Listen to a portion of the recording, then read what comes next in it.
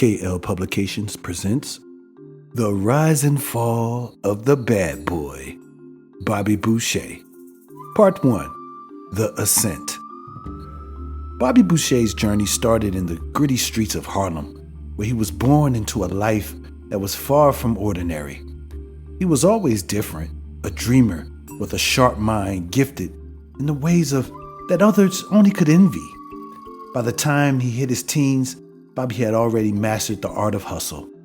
He had an uncanny ability to read people, manipulate situations, and charm anyone into doing whatever he wanted.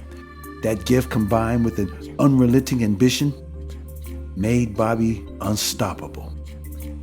In the world of music, Bobby's charisma and talent brought him instant success.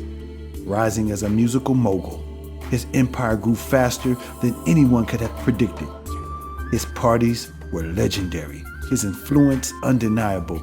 He had everything: fame, fortune, and control over an industry that idolized him. But Bobby wasn't satisfied.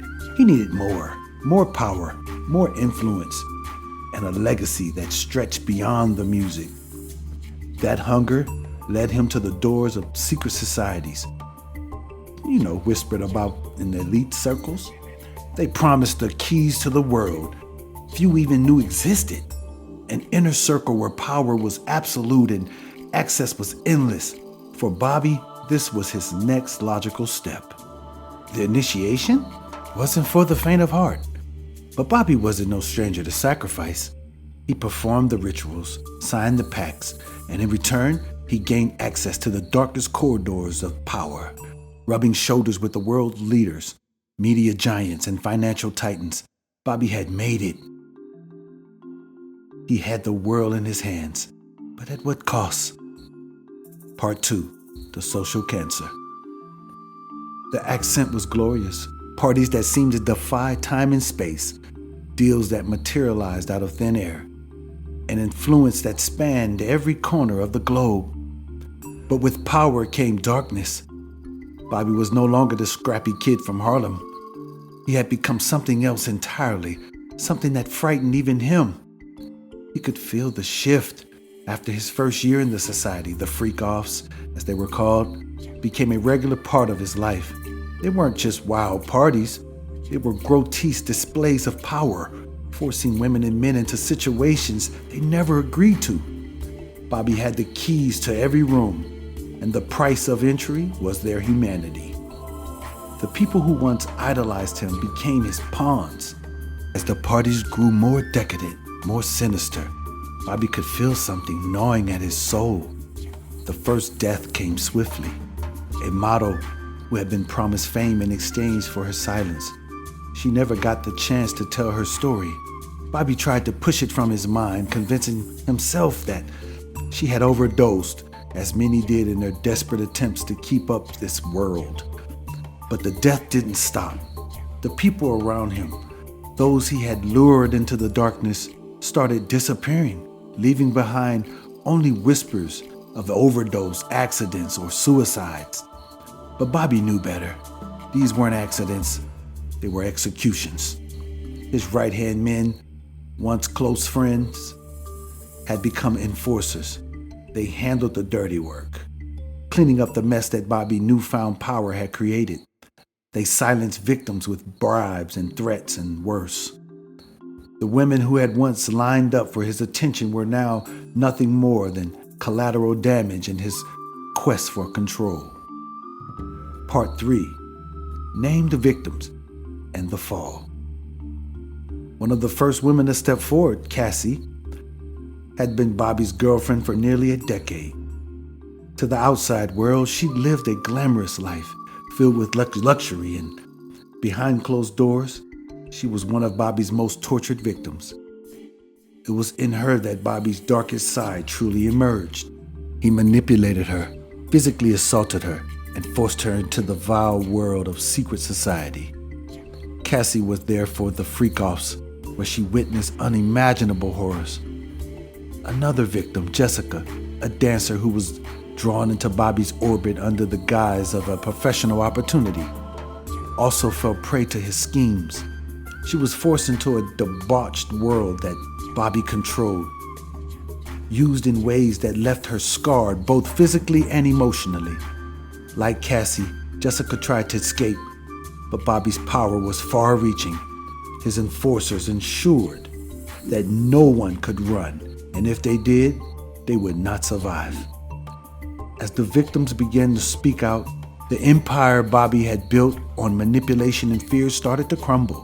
But still, he couldn't stop. The secret society had too much on him, and Bobby was too far gone to go back out. He tried to silence the growing dissent, offering bribes and orchestrating accidents, leveraging his empire to destroy anyone who dared to cross him. Part 4.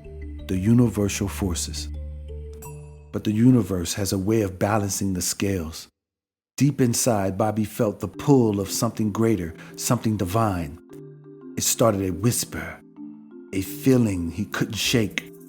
The divine force he had long ignored, the universal laws he had violated, began to manifest within him. The more he tried to fight them, the stronger they became. This was not a battle he could win with money or power or intimidation. One night, after another life was taken, this time a close confidant who had been loyal to Bobby from the beginning, something shifted inside of him. The power he had sought for so long was eating him alive. It was no longer an abstract guilt. It was a visceral force tearing him apart from the inside. In the moment of clarity, Bobby realized that this was not just about his life. The destruction he had caused had infected everything around him. A social cancer that was spreading beyond his control. People were dying. And it wasn't just the victims. It was society itself. The unchecked power he had wielded for years was now consuming him, and soon it would consume everyone. The divine forces he had ignored began to rise within him, pushing him toward a path of redemption. Mr. Love. It wasn't easy, and it wasn't fast, but Bobby knew something had to be done. He began to dismantle the empire he had built piece by piece. He started by confessing to his closest allies, then to the public. He named the society he had joined, exposed its members, and brought light to the darkness that had plagued the world for so long. The society fought back, of course. It wasn't going to let Bobby walk away that easily. But the universal forces that had awoken within him were stronger than anything that they could muster. Bobby had finally aligned himself with something greater than the material world, and in doing so, he had become unstoppable. Part 5. The Reckoning. In the end, Bobby Boucher's fall was as spectacular as his rise. His wealth, his fame, and his empire crumbled, but for the first time in years, he felt free. The victims he had wronged saw justice, and the world that had been under his control began to heal. The divine forces that saved Bobby did not erase the damage he had done, but they gave him a sense of strength to rebuild, not as a mogul, not as a leader of a secret society, but as a man who had learned the true meaning of power. It wasn't in control or fame or fortune. It was in surrendering to something greater than himself. Bobby would spend the rest of his life atoning for his sins, but he did so with a sense of peace. The keys to the world had been in his hands, but it wasn't until he lost them that he found what truly mattered. In his final years, Bobby became a force of good. He worked tirelessly to expose the corrupt system he had once been a part of and dedicated his life to helping others escape the traps of the power and control. The world would remember Bobby Boucher not as the man who had everything, but as the man who had lost it, and all he found was himself in the process. Epilogue. The secret societies Bobby once belonged to crumbled in the wake of his confessions. The women who had been silenced for years finally found their voices. Cassie, Jessica, and all the others no longer had to live in fear. The world had changed, not because Bobby had wielded power, but because he had relinquished it. In the end, the divine forces had prevailed. The social cancer that Bobby had once embodied was finally being purged, And in its place, a new world was being born. A world where power did not corrupt and where the keys to the universe were not hidden beyond closed doors, but available to all who sought them with pure hearts. The tide of life is always in motion, shifting between moments of light and shadows, joy and hardship, and creation and destruction. These cycles reflect the great duality of the unknown, a force that shapes everything around us. Just like the rise and fall of the tides, both the positive and the negative have a place in our world, each playing an essential role in the grand scheme of things. We often find ourselves trying to hold on to the good and avoid the bad, while knowing full well how many bad things turn out for the good. We are all deeply connected to the energy we emit and attract, whether we are conscious of it or not. Our thoughts, feelings, and intentions vibrate at certain frequencies, creating a force that shapes the reality we experience. The more we are aware of our attraction force, the better we can refine it.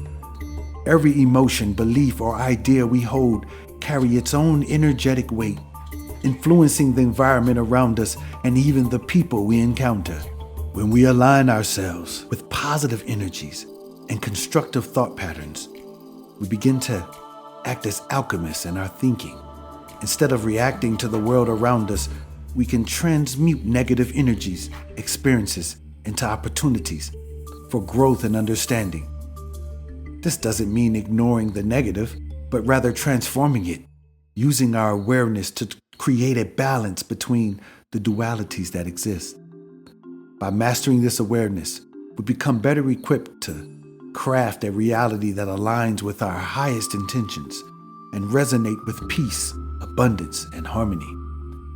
It's all about refining our internal frequency to match the external reality we wish to create. When we know better, we do better and attract a different set of circumstances. Thank you for listening. Please subscribe.